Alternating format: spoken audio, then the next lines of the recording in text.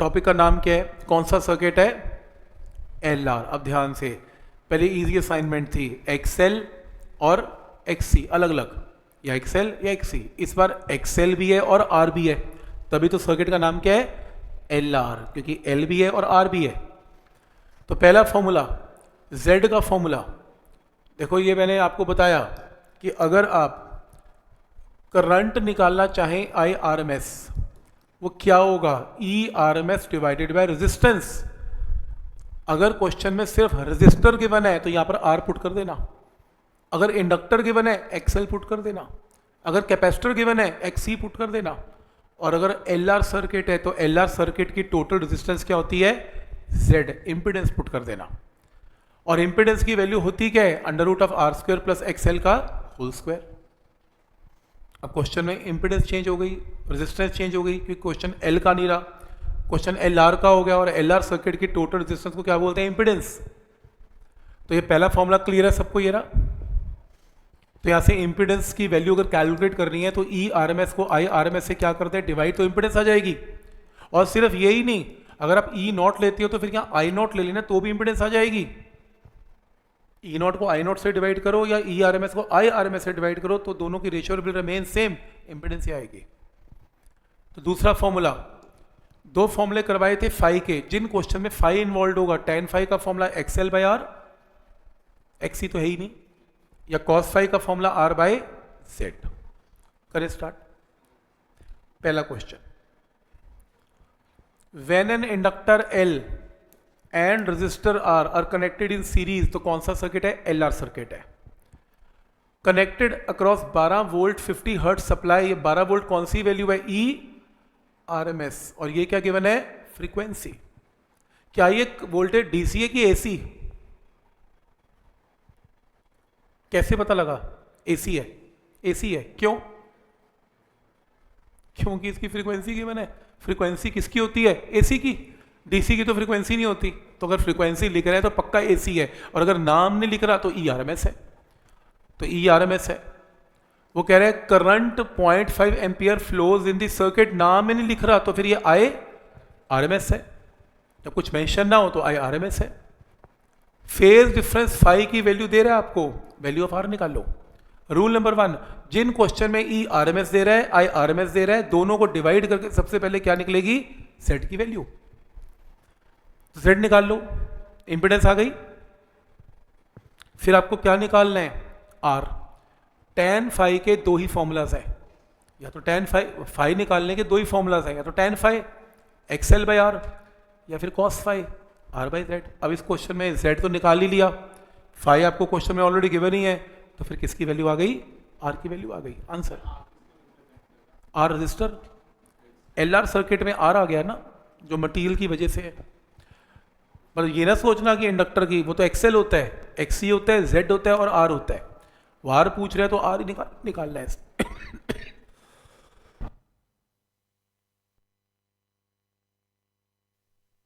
Next,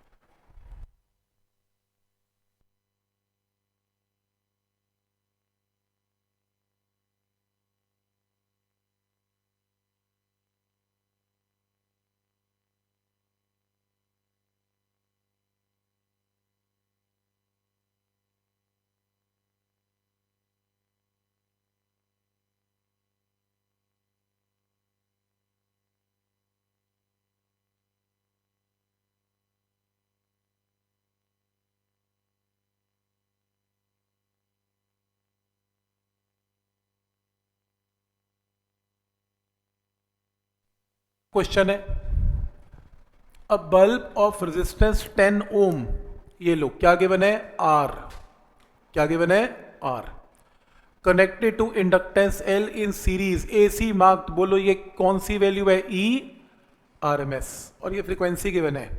phase angle phi भी given है, calculate value of L. Phi के दो तो फॉर्मूले होते हैं, या तो आर बाय जेड या tan phi XL by R. तो इसमें एक्सएल बाय आर लगा दो।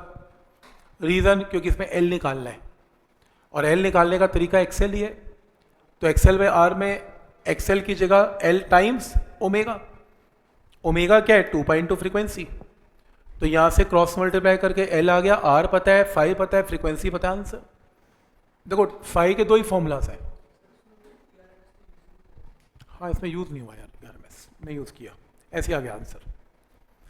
ठीक है यहाँ तक। नेक्स्ट है कॉइल ऑफ रेजिस्टर, क्या गिवन है?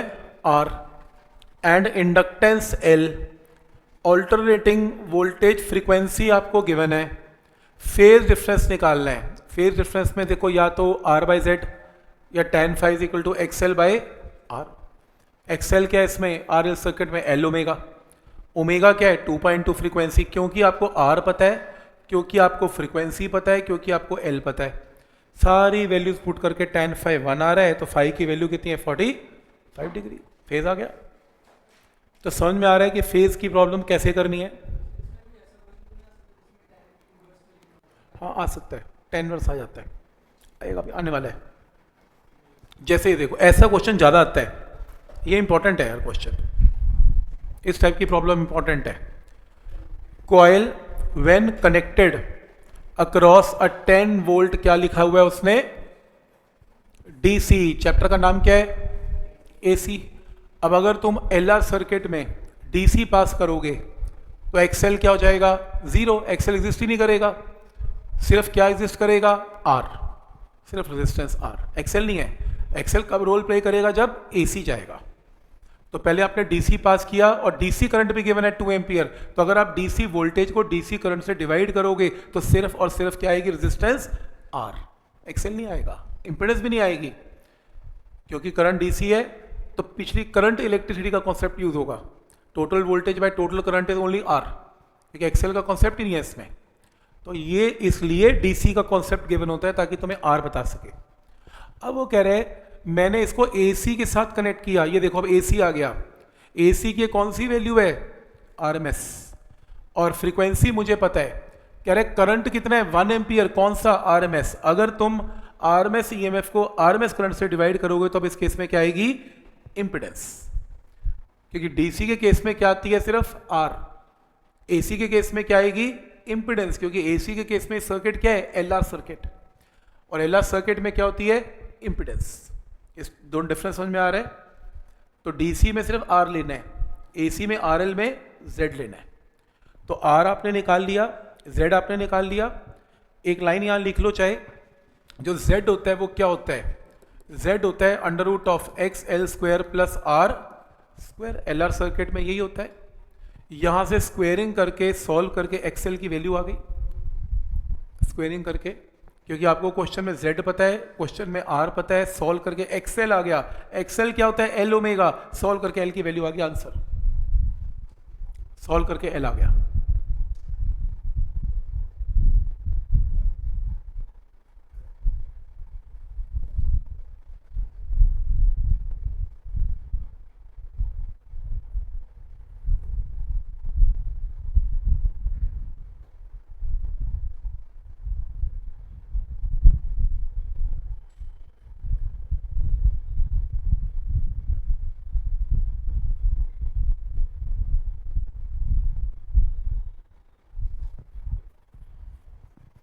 समझ में आ रहा है कैसे करना है?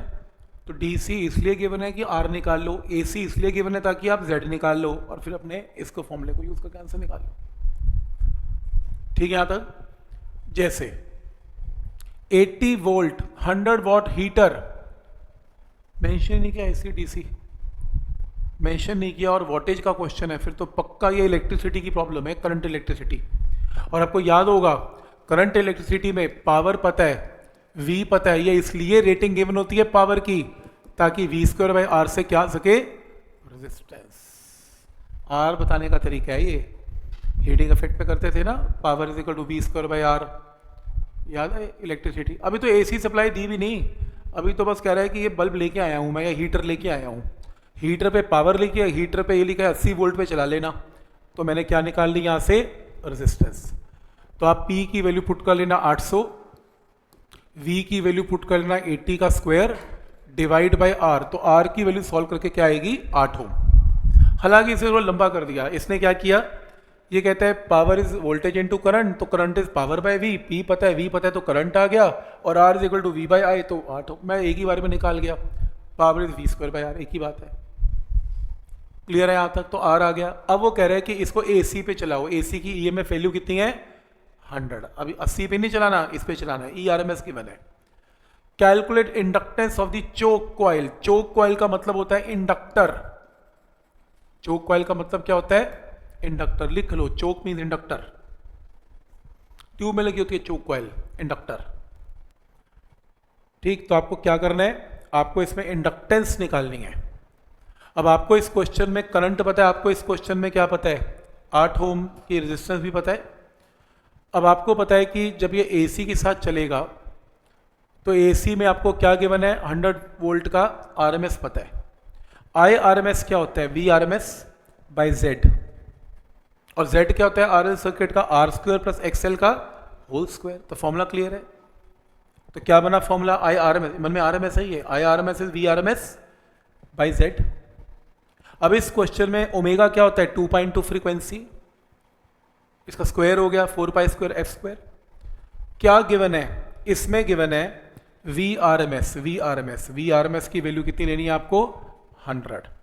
आपको R निकाल लिया आपने, पावर से R निकाल लिया, आपको फ्रीक्वेंसी गिवन है 50, आपको इंडक्टर निकालना है।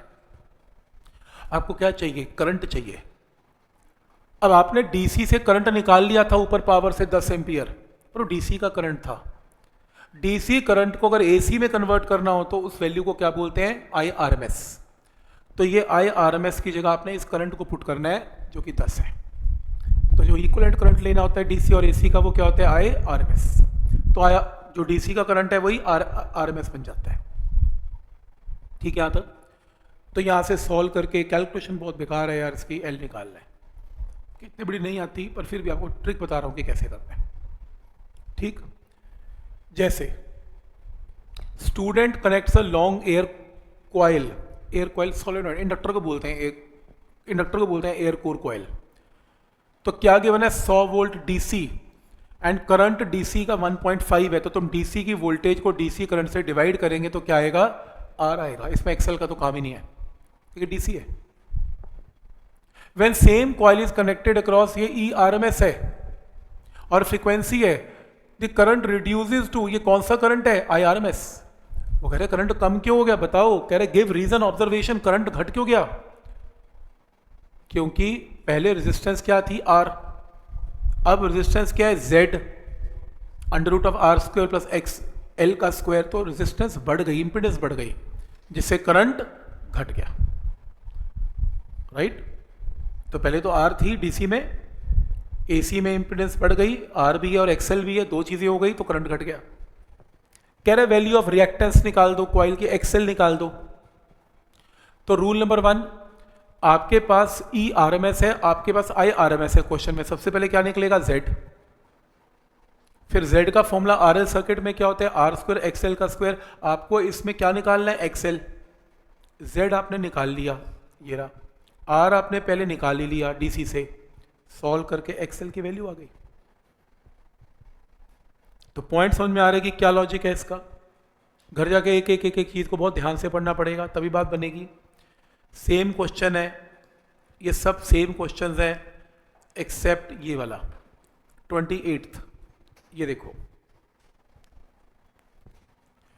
इस सर्किट के अंदर potential difference across the inductor and resistor R given. बोलो क्या गिवन है, VL गिवन है 120, VR गिवन है कितना 90, RMS value of current given है, IRMS भी गिवन है कितना 3 एम्पियर। सबसे पहले नेट वोल्टेज निकालो। नेट वोल्टेज क्या होती है सिखाई थी, VL का स्क्वायर प्लस VR का square. Net voltage will be equal to 120 का स्क्वायर प्लस 90 का स्क्वायर, और इस वोल्टेज को क्या बोलते हैं VRMS। सबसे पहले नेट वोल्टेज निकलेगी आज के फॉर्मूले से, जो नेट वोल्टेज का फॉर्मूला आज हमने किया था। अब तुम्हें IRMS पता है, तुम्हें VRMS पता है, तुम यहां से Z निकाल सकते हो by dividing VRMS by IRMS। तो क्या आ जाएगी आपके पास इम्पीडेंस। ये देखो यही किया हुआ, ये देखो यही किया है। वी आर एम एस आ गया, I R M S given है, जेड का formula V R M S में I R M S answer. और फिर आपने फाई निकालना है, फाई का कोई फॉर्मूला यूज करो, tan फाई कर लो। tan फाई क्या होता है, एक्स एल बाई आर या V R by V L by V R. V L आपको पता है, वी आर आपको पता है, ये देखो tan इनवर्स में आंसर आ गया। पॉइंट समझ में आ रहा है। इसकी अनसॉल्व प्रॉब्लम फिर से आपका होमवर्क है, हर हालत में 2 शीट्स करनी ही पड़ेंगी, नहीं तो ये क्वेश्चन समझो आपका बोर्ड का गलत है। ठीक, पहले सॉल्व करनी है फिर अनसॉल्व करनी है।